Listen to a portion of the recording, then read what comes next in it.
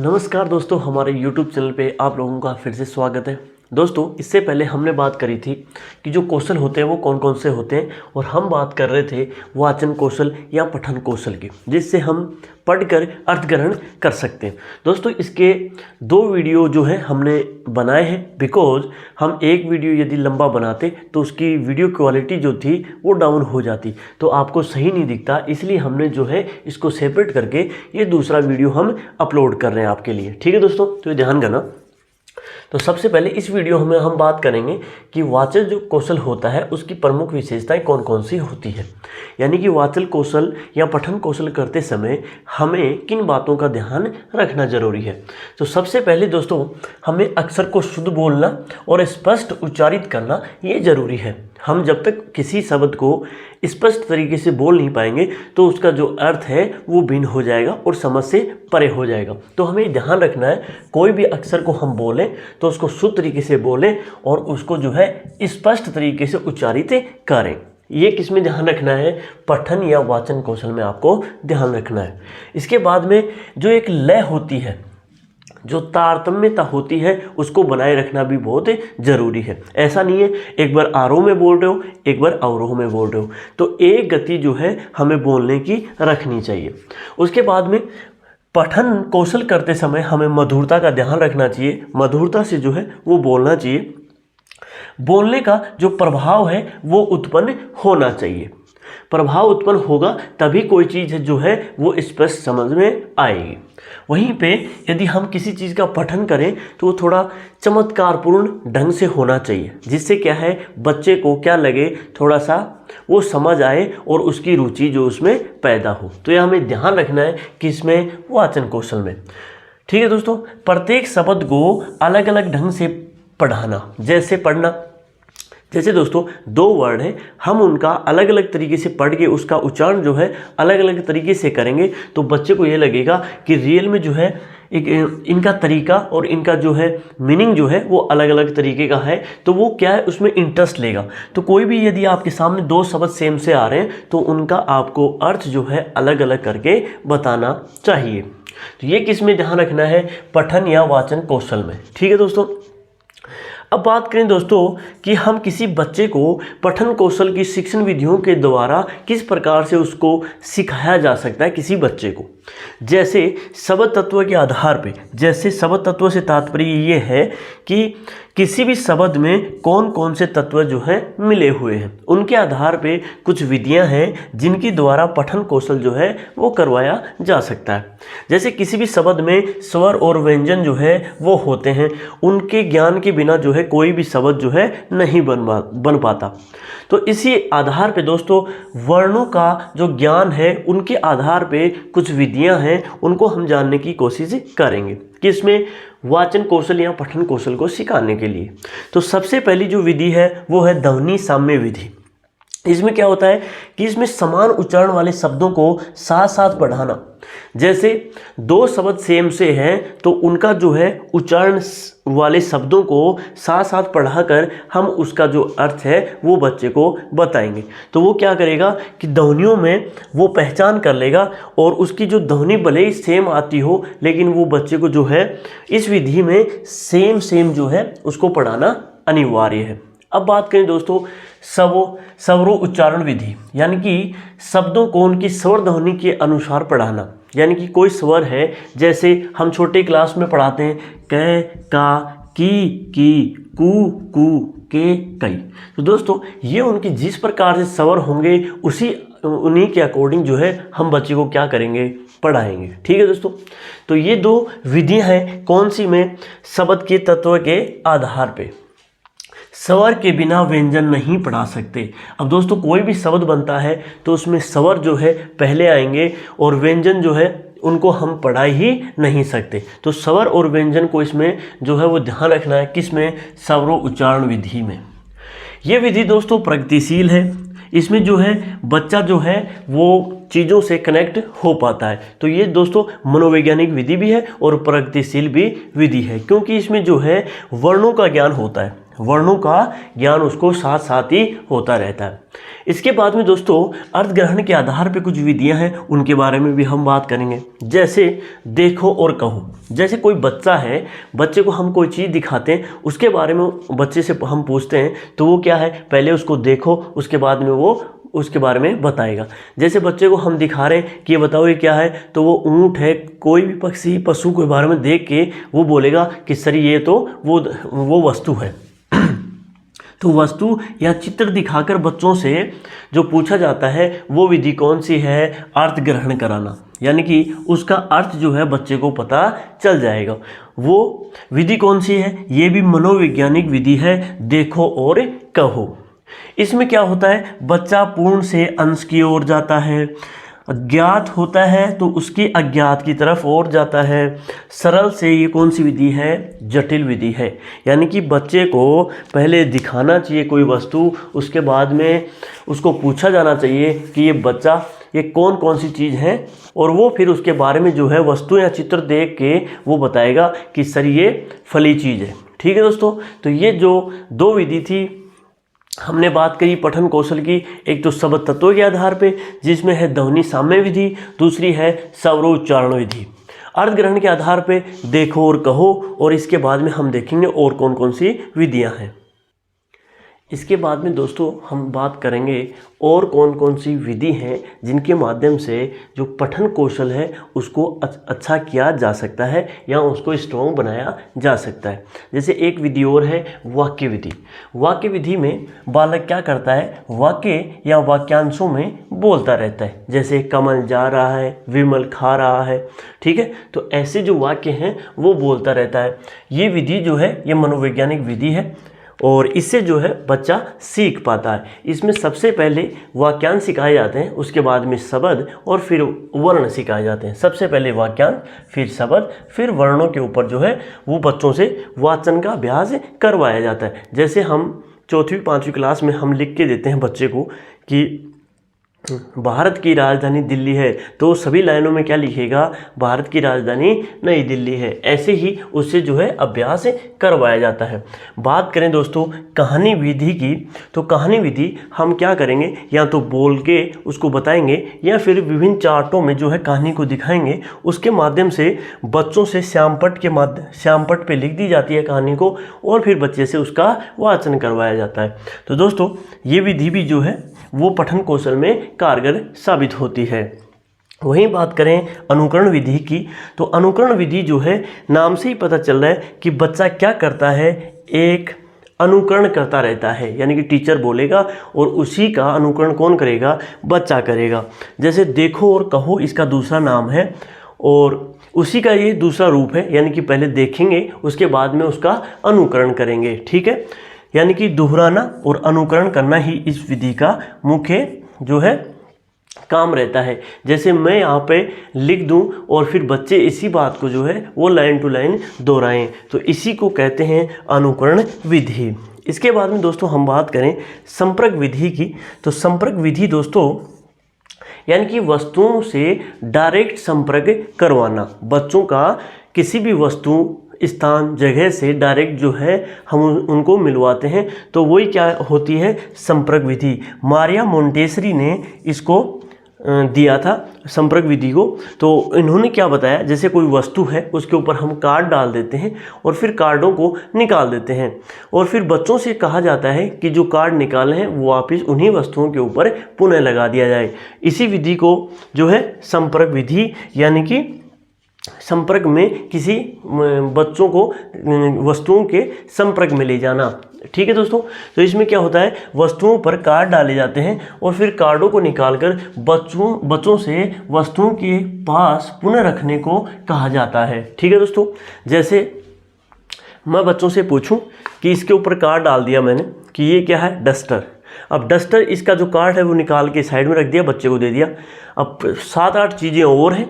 फिर मैंने बच्चों से वो कार्ड जो है अपने अपने स्थान पे रखने को वापस कहा। तो बच्चा यदि इसी डस्टर के ऊपर कार्ड के ऊपर लिखा हुआ है डस्टर, वो यहाँ पे लगा देगा तो बच्चे को पता लग जाता है कि ये वही वस्तु है। तो ये भी जो विधि है ये भी अच्छी खासी विधि है। किसके लिए? पठन के लिए।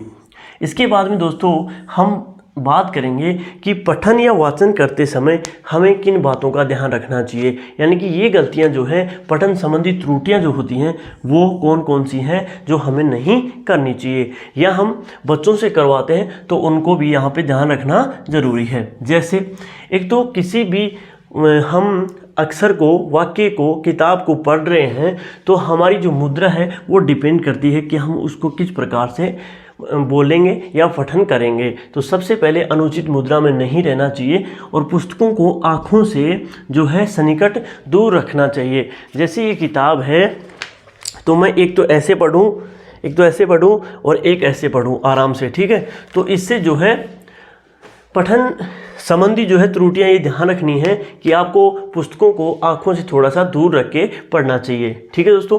एक जो अशुद्ध उच्चारण है वो नहीं करना, नहीं तो फिर जो पठन है वो हमारा शुद्ध या स्पष्ट नहीं होगा।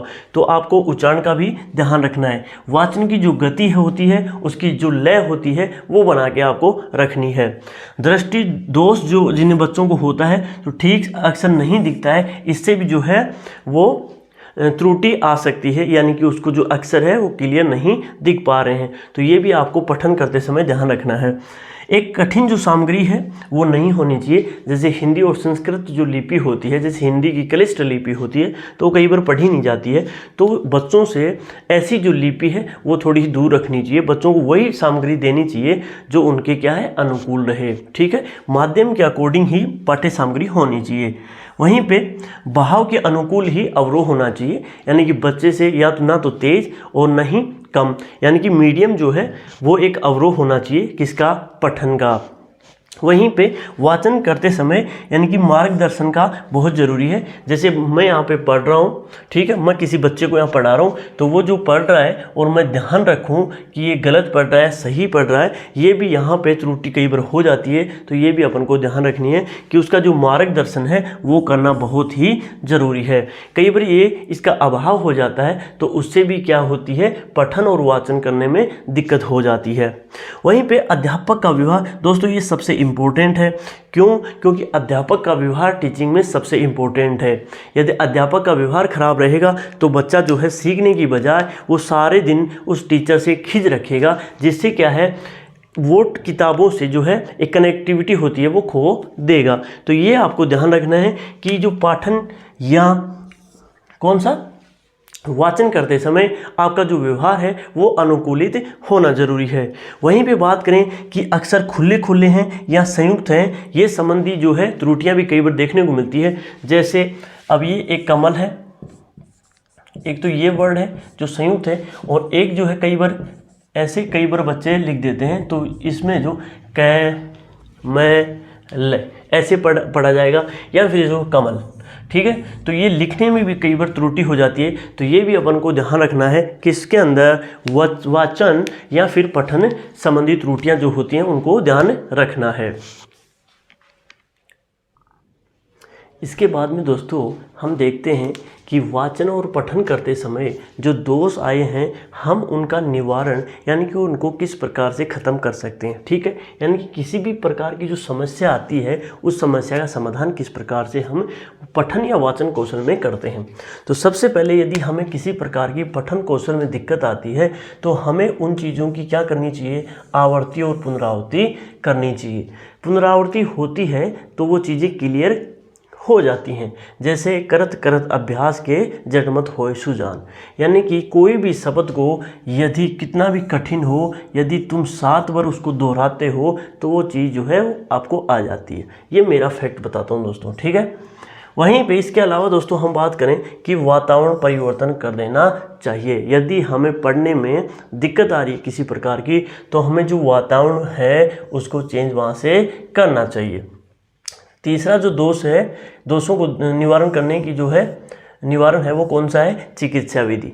यदि हमें पढ़ने में किसी प्रकार की दिक्कत है तो हमें चिकित्सा जो है विधि अपनानी चाहिए। इसमें क्या है, यानी कि हमें अपने जो बोलने में पढ़ने में जो दिक्कत आ रही है उसके ऊपर काम करना चाहिए। वहीं पे यदि हमें किसी प्रकार की त्रुटि आ रही है तो अनुकूल पाठ्य सामग्री ही पढ़नी चाहिए। जो चीज़ हमें समझ नहीं आ रही है उसको हमें छोड़ देना चाहिए, या जो हमारे अनुकूल पाठ्य सामग्री है वही हमें पढ़नी चाहिए। जैसे कई बार हमें क्या होता है कि बच्चों को मैथ वगैरह समझ कम आती है, ठीक है, तो बच्चों के ऊपर प्रेशर नहीं देना चाहिए कि आपको मैथ को तो पढ़ना ही पड़ेगा, ऐसा कुछ नहीं है।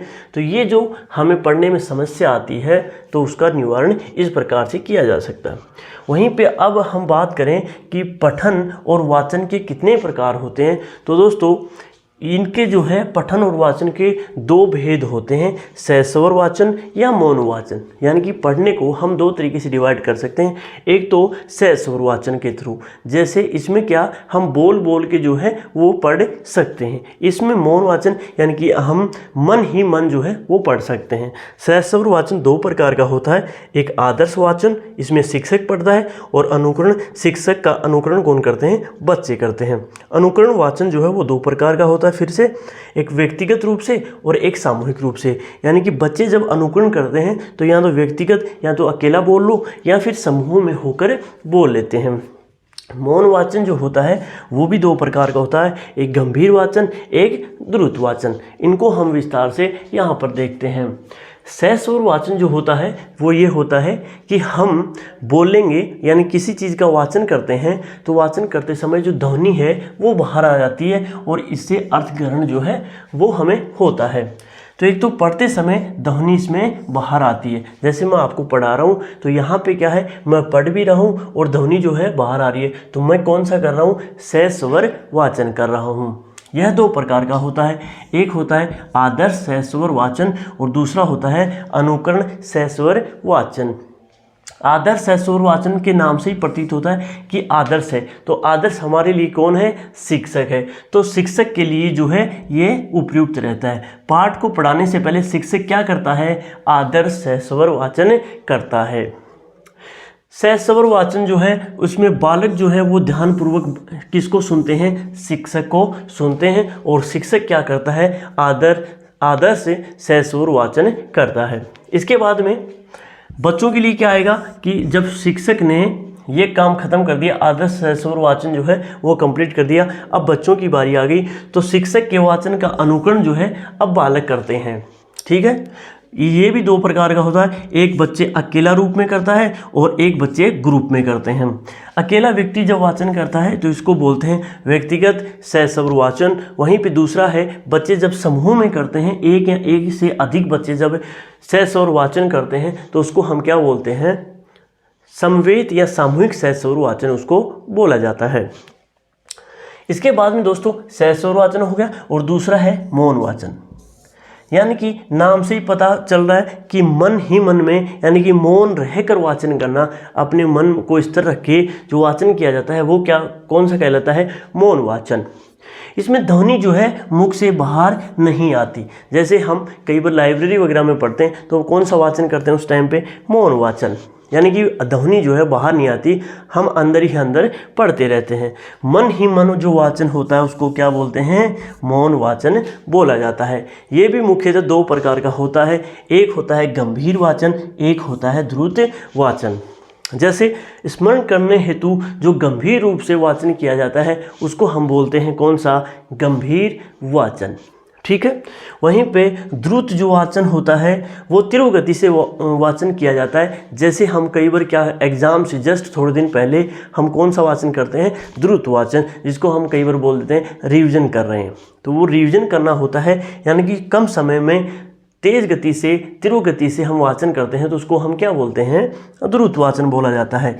ये कक्षा 6 से ही इसका विकास हो जाता है, किसका, द्रुत वाचन का। लेकिन कई प्रतिभाशाली जो बालक होते हैं उनमें जो है ये इससे पहले भी हो जाता है, कक्षा 6 से भी। कई बच्चे आपने देखे होंगे कि 5वीं क्लास में भी जो है सीरियस तरीके से पढ़ रहे होते हैं। तो दोस्तों ये हमारा पठन कौशल यहाँ पे कंप्लीट होता है। इसके बाद में हम देखेंगे वर्ड पावर यानी कि इंग्लिश की जो KVS के लिए 2 टॉपिक और हैं, उनको भी हम कंप्लीट कर लेंगे। किसी प्रकार की कोई भी आपको समस्या आए तो हमारे कमेंट बॉक्स में लिख के बताना। हमारे चैनल को सब्सक्राइब कर लेना और अपने दोस्तों के साथ शेयर करना। बहुत बहुत धन्यवाद।